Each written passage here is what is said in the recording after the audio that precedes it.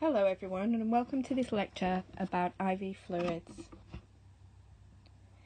The objectives for this lecture are to explain the uses of IV therapy, to understand the rationale for using colloids, crystalloids, bloods and blood products in different circumstances, and for detecting and responding appropriately to any complications that can arise with any IVs.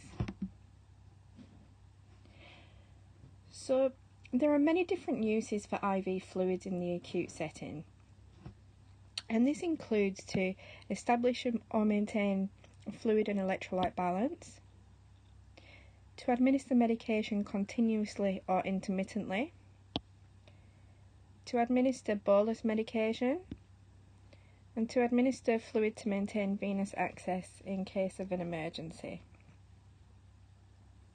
And also, IV therapy is used to administer blood or blood products and to administer IV anaesthetics as well.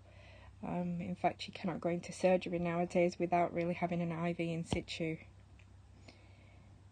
Okay, IV therapy is also used to maintain or correct a patient's nutritional status, and this refers back to the fluid and electrolyte balance as well, because we need to maintain that in order to maintain homeostasis within our body.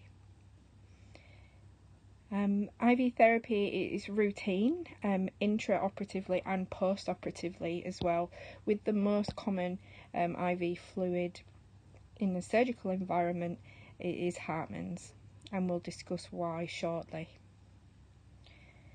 Okay, so IV therapy is also used to monitor hemodynamic functions, and this is where very small amounts of IV fluid is given via a special line connected to a transducer in intensive care or high dependency settings, and the fluid helps the transducer record measurements such as central venous pressure and arterial blood pressure continuously on a monitor. And IV therapy is also used to correct acidosis or alkalosis. So there's many different uses for IV therapy, as you can see, and whatever healthcare setting you'll be working in as a registered nurse, it's highly likely that you will be administering IV fluids on a regular basis, so you need to have a solid understanding of them and what they're used for. So what do we mean when we're talking about IV fluids?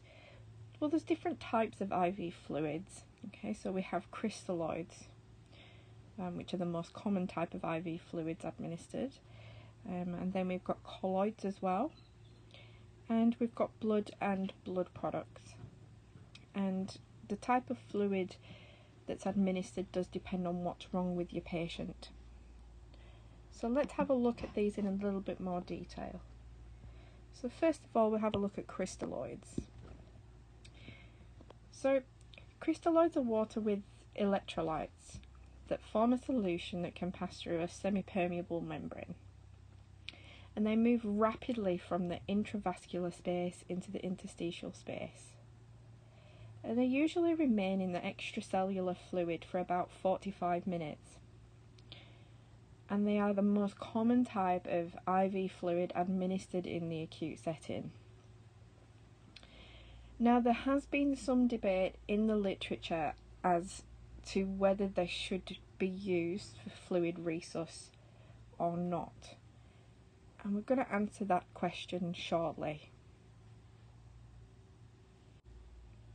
Now, there are three different types of crystalloids. There are hypertonic crystalloids, hypotonic crystalloids, and isotonic crystalloids. Okay. Hypertonic crystalloids are a solution that draw fluid into the intravascular compartment from the cells and the interstitial compartments, and they do this via osmotic pressure. Hypertonic crystalloids is it's a hypertonic solution that shifts fluid out of the intravascular compartment. This hydrates the cells and the interstitial compartment, so it does the opposite of hypertonic. And isotonic because an isotonic solution stays in the intravascular space, it expands the extracellular fluid. So remember when we're talking about isotonic fluid, iso means the same. Okay, so we've got one that pulls fluid, we've got one that pushes fluid, and we've got one that stays the same. Now here's a table with more detailed information about the most commonly used crystalloids in the acute setting and the indications for their use. I'm not going to go into every single one for you, I'll let you print this slide off and read it in your own time. But the top three here, these are the most commonly administered crystalloids given in the acute setting. As you can see, they're all isotonic.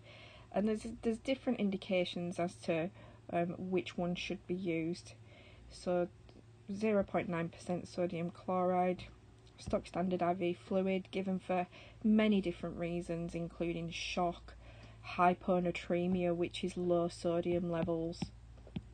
For blood transfusions, it goes alongside blood transfusions, in a resus situation, fluid challenges, and for patients with DKA as well.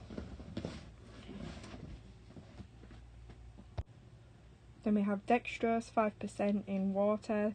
That's given for patients who we can't give sodium chloride to in some situations. If they have hypernatremia, for example, they've already got too much sodium, so we'd replace the fluid with dextrose 5%. And also given for fluid loss and dehydration. So Hartmann's, that's the most common one given post-operatively, post-op. And it's also given for dehydration, burns, lower GI fluid loss, hypovolemia due to third spacing. And then we've got your hypotonic, half normal saline, and hypertonic dextrose. So here's an example of what a typical bag of IV crystalloids would look like. Your stock standard 0.9% sodium chloride, or normal saline as it's referred to as well, 5% dextrose. They come in varying sizes, so you can have a litre, you can have 500 mils, 250 mils, 100 mils. The smaller bags are generally used to mix up with antibiotics, to give IV boluses, and then your larger bags are given for your maintenance fluids. Now let's find out a little bit about colloids. So colloids contain solutes in the form of larger proteins or other similar sized molecules, and they cannot pass through the walls of capillaries and into the cells. If you think of colloids as a large protein, they remain in the blood vessels longer, and they increase intravascular volume, and they do that by increasing hydrostatic pressure. And they increase vascular volume. So let's have a look at some common crystalloids administered in the acute setting. Well, albumin is administered commonly in critically ill patients, and it's classified as a blood product. So this must be managed appropriately. Now, albumin increases the osmolality of the vascular system, which maintains the fluid volume, and it's often used to treat shock.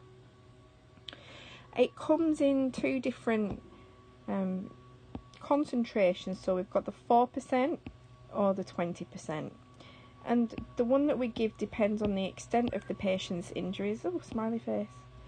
And it also depends on if the patient has any fluid restrictions as well. Okay. Mannitol is another common colloid, and it's given to most commonly to reduce cerebral edema.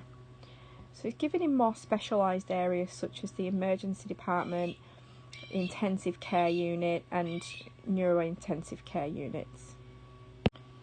So here's an example of the two different types of albumin.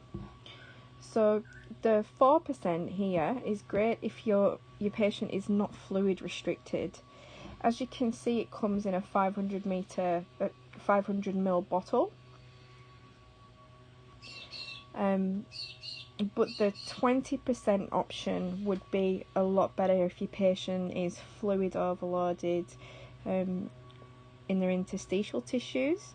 So you want to be drawing that fluid back into the vascular system to rehydrate them and keep the blood pressure up. So that would be the option in that case. As you can see, it's only in a 50 ml or 100 ml solution, depending on where you work and where the product comes from. More often than not, it's in 100 ml.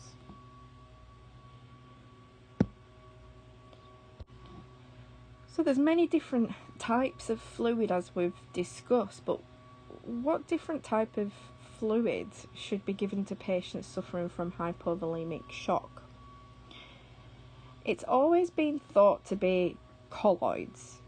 It makes sense when you think about it. They're a larger protein, they're going to stay in the intravascular space longer.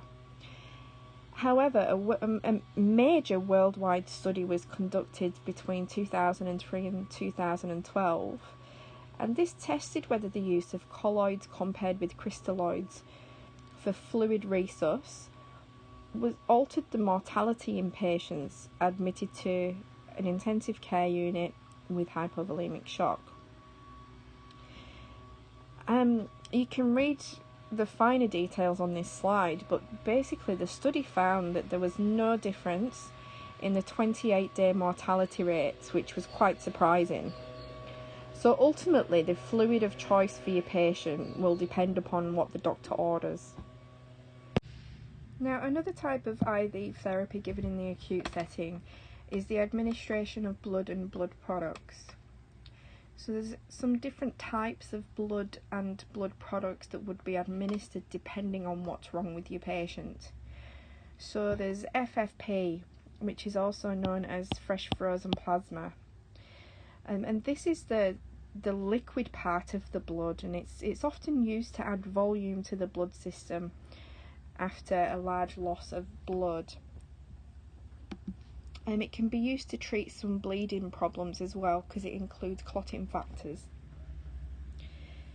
Now, red blood cells, packed red cells, they carry oxygen from the lungs to other parts of the body, as we know, and packed red cells are given for patients with severe blood loss who are severely anemic, and this can be acute or chronic.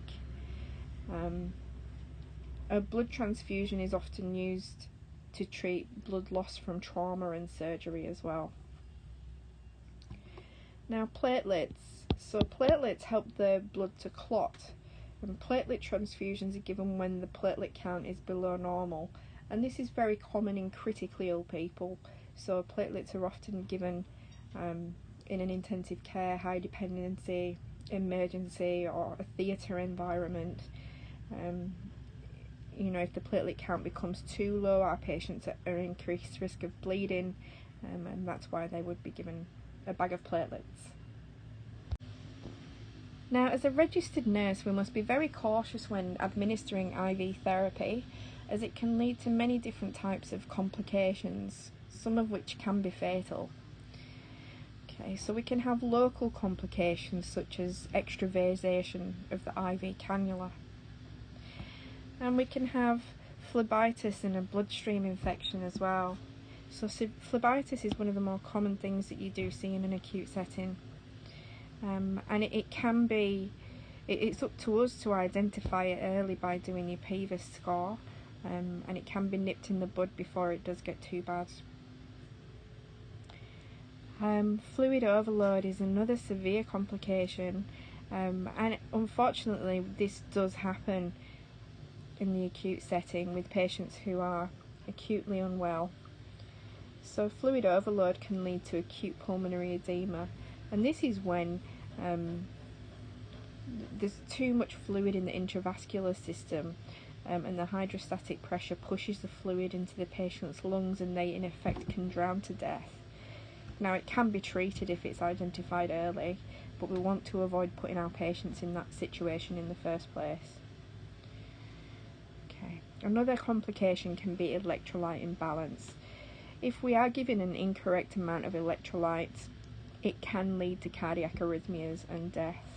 So we need to be very careful and monitor our electrolytes. That's why our patients have bloods regularly while they're in hospital, and we need to be aware of what they are as registered nurses. Another complication is transfusion reactions. So this is when we're giving blood products, and this includes albumin as well. Anaphylaxis can occur, and trali can occur as well. These are severe reactions, both of them can kill. So trali is transfusion-related acute lung injury, and there's hemolytic reactions that can occur as well. And also an air embolus. If we don't prime our IV line correctly, we'd be pumping a lot of air into our patient's vascular system, and this could lead to an air embolus, which could lodge in the patient's lungs and ultimately lead to death. So this is what phlebitis looks like, and it looks like in here that the IV may have been here, and as you can see, the infection has tracked down the vein here, and now the patient has cellulitis all around here. The infection is in the bloodstream, and they can be very, very, very sick from this. That's why it's so important. I'll remove all this now so you can see that better. That's why it's so important to do our PEVIS score and check our patients' IVs. I always like to check them when I go and do my rounding. And before you administer any IV, check the site. If there's a bandage around it, you need to remove that and have a good visual around the cannula site. If there's the slightest tinge of pink, refer to the PEVIS chart, and ultimately you're going to need to remove that and get another cannula resited. And that's all from our lecture about IV fluids, and here's a list of references with a link to the study, the Crystal study here. If anyone would like to read that, I highly recommend it. Thank you for listening.